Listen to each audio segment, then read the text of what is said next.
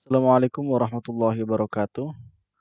Alhamdulillah hamdan wa syukranillah amma ba'du. Pada kesempatan kali ini kita akan belajar bersama tentang eh, pengertian fiil. Jadi kita belajar tentang mata pelajaran bahasa Arab yaitu dengan dalam materi pengertian fiil dan pembagiannya. Mungkin fiil masih ingat apa itu fiil? Fiil adalah dalam bahasa Indonesia adalah kata kerja. Pengertiannya, al-fi'lu huwa kalimatun tadullu ala amalin hadatha fi zamanil maldi awil hadiri awil mustaqbali mithlu kharaja dhahaba yata'allamu yaskunu. Fi'il merupakan kalimat yang menunjukkan suatu perbuatan yang terjadi pada masa lampau, masa sekarang, dan masa yang akan datang. Jadi fi'il atau kata kerja itu merupakan kata atau kalimat yang menunjukkan suatu perbuatan yang terjadi bisa 3 masa, lampau, sekarang, dan yang akan datang. Intinya mengandung makna pekerjaan. Contohnya seperti kharaja, zahaba, yata'allamu, yaskunu. Kharaja keluar, zahaba pergi, yata'allamu belajar, yaskunu tinggal. Kemudian untuk pembagian fi'il, yaitu dibagi menjadi 3 jenis, yaitu pertama fi'il madhi, kedua fi'il mudhari', yang tiga fi'il amr. Apa itu pengertian dari ketiga pembagian fi'il tersebut? Nah, kita akan bahas satu persatu. Kita sedikit mengulang atau mempelajari kembali materi yang sudah diajarkan pada kelas 10. Yang pertama fi'il madhi. Huwa kalimatun tadulu ala amalin hadatsa fi zamanil madhi. Mislu waswala hadoro. Fi'il madhi adalah kalimat yang menunjukkan suatu perbuatan yang terjadi pada masa lampau. Jadi khusus untuk fi'il madhi itu hanya menunjukkan satu masa, yaitu hanya masa lampau. Jadi jika ada fi'il madhi di dalam suatu kalimat, pasti itu mengandung perbuatan yang sudah terjadi. Contohnya wasola hadoro. Wasola artinya sampai. Jadi kalau ini karena fi'il madhi jadi maknanya sudah sampai. Hadoro juga datang, sudah datang. Maknanya seperti itu. Kemudian yang kedua fi'il mudhari'. Fi'il mudhari' huwa kalimatun tadullu ala amalin hadatsa fi zamanil hadiri awil mustaqbali. Mithlu yadrusu wa ya'rifu. Fi'il mudhari' adalah kalimat yang menunjukkan suatu perbuatan yang terjadi pada masa sekarang atau masa yang akan datang. Jadi berbeda dengan fi'il madhi, kalau fi'il mudhari' itu mengandung 2 masa atau 2 waktu. Bisa jadi masanya masa sekarang, bisa jadi masa yang akan datang. Contoh, yadrusu dan ya'rifu. Yadrusu itu artinya belajar. Jadi kalau dimaknani bisa saja sekarang atau yang akan datang. Berarti maknanya sedang belajar atau akan belajar. Seperti itu. Itu fi'il mudhari'. Ya. Fi'il madhi masa lampau, fi'il mudhari' sekarang dan masa yang akan datang. Nah, yang terakhir fi'il amr. Huwa kalimatun tadullu ala amalin yatlubuhu al-mutakallim minal mukhatabi. Mislu a'rif wa unsur. Fi'il amr adalah kalimat yang menunjukkan suatu perbuatan yang diinginkan pembicara kepada seorang yang diajak bicara. Maksudnya apa? Intinya fi'il amr disebut dengan kata perintah. Ini kalau fi'il amr itu kata perintah. Contohnya a'rif. A'rif itu mengertilah. Unsur, tolonglah. Yaitu kalimat perintah atau kata perintah. Nah, pastinya kalau kalimat perintah pekerjaannya itu belum dilakukan. Jadi yang masa atau waktu yang terkandung dalam fi'il amr itu masanya atau waktunya adalah waktu atau masa yang akan datang. Tuh, karena belum dikerjakan. Masih meminta pertolongan kepada yang diajak bicara. Itu, ya. Kita ulang lagi, fi'il madhi masa lampau, fi'il mudhari' sekarang dan yang akan datang. Kalau fi'il amr kata perintah. Oke. Selanjutnya ini kriterianya. Mungkin untuk tabel ini kita bisa pahami bersama-sama, mengulang sedikit pelajaran yang sudah diajarkan di kelas 10. Bentuk fiil madhi pastinya seperti ini. Ya, bentuk asli tidak bertambahan ya, tidak bertambahan hamzah, dan tidak dikurangi. Darosa, doroba, alima. Darosa ketika menjadi fiil mudhari menjadi yadrusu ditambah ya, huruf tiga huruf intinya masih ada. Dal, ro, sa. Ya, dal, ro, sa masih ada, ditambahi ya, menjadi yadrusu. Berarti kalau fiil amr pasti diawali dengan hamzah wasol. Ya, huruf intinya dal, ro, sa-nya masih ada. Tinggal pengucapannya beda. Udrus, yadrusu, udrus. Seperti itu. Nah, yang kita akan pelajari dalam kelas 11 itu bukan itu, tapi fi'il tasrif lughawi. Apa itu tasrif lughawi? Yaitu merupakan pembagian bentuk fi'il berdasarkan subjek atau pelaku suatu pekerjaan. Subjek tersebut berupa kata ganti atau domir seperti kata saya, kamu, dia.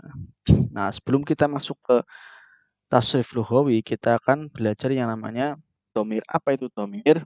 Domir itu merupakan kata ganti nama. Ya, contohnya lebih mudah lagi, saya, kamu, dia, mereka, kalian, kita. Itu namanya domir, kata ganti. Dalam bahasa Arab juga ada seperti itu, yaitu seperti ini. Huwa, huma, hum, hiya, huma, hunna. Kita nanti akan, kalau bisa, kalian bisa menghafalkan lafaz-lafaz ini. Ini bisa dilakukan kalau di pondok. Lagunya itu nadanya huwa, huma, hum, hiya, huma, hunna, anta, antuma, antum, anti, antuma, antunna, ana, nahnu, ana, nahnu. Itu lagunya. Itu biar lebih mudah dihafalkan. Itu ada lagunya seperti itu. Nah, kita luruskan. Nah, ini ada fi'il madhi, fi'il mudhari, fi'il amr. Kita luruskan. Nah, kalau yang di atas ini maknanya huwa. Mungkin bisa sambil dicatat ya. Mungkin sambil dicatat. Bisa sambil dicatat. Huwa artinya dia laki-laki. Ya, silakan dicatat. Kemudian huma artinya dia dua orang laki-laki. Nah, berarti kalau huwa itu cuma satu, dia seorang laki-laki, huma dia dua orang laki-laki. Kalau hum mereka, ya, mereka. Ini namanya ghaib, waqi, ghaib. Ya, atau dia, orang ketiga. Huwa dia kan, dia laki-laki, satu orang laki-laki, huma dia dua orang laki-laki, kalau hum banyak. Jadi maknanya mereka laki-laki. Nah, yang lurus dengan sejajar dengan kalimat ini, huwa berarti maknanya yang melakukan atau pelakunya subjeknya itu laki-laki. Contoh, fa'ala artinya berbuat atau bekerja. Berarti fa'ala itu artinya dia laki-laki, dia seorang laki-laki sudah bekerja. Yaf'ulu dia laki-laki sedang bekerja. Liyaf'ul itu perintah. Hei orang laki-laki, lebih baik kamu bekerja. Ini karena ghaib jadi seperti itu. Lebih baik dia bekerja. Jadi memerintahnya tidak langsung pada dia, tapi dengan bilang ke orang lain. Ini bentuknya seperti ini. Wa fa'ala yaf'ulu. Nanti juga ini ada lagunya. Nah, kalau huma tadi ya udah ya. Jadi mimpi dicatat. Selanjutnya dia perempuan. Dia satu perempuan, huma dia dua perempuan, hunna mereka perempuan. Kemudian anta itu kamu satu laki-laki, kamu laki-laki. Antum kamu dua laki-laki. Antum kalian karena banyak. Ya. Nah, ini perbedaannya apa? Kalau huwa, hiya ini 6 ini adalah ghaib, ya pakainya pakai ghaib, yaitu orang ketiga, berarti yang tidak diajak bicara, yang dibicarakan. Kalau anta dan nanti anti, kamu itu orang yang diajak bicara, berarti orang yang kedua. Antuma tadi udah, antum sudah, kalian. Nah, anti kamu perempuan, kamu satu perempuan, antuma kamu dua orang perempuan. Kalau antuna kalian perempuan. Nah, ini orang yang kedua yang diajak bicara.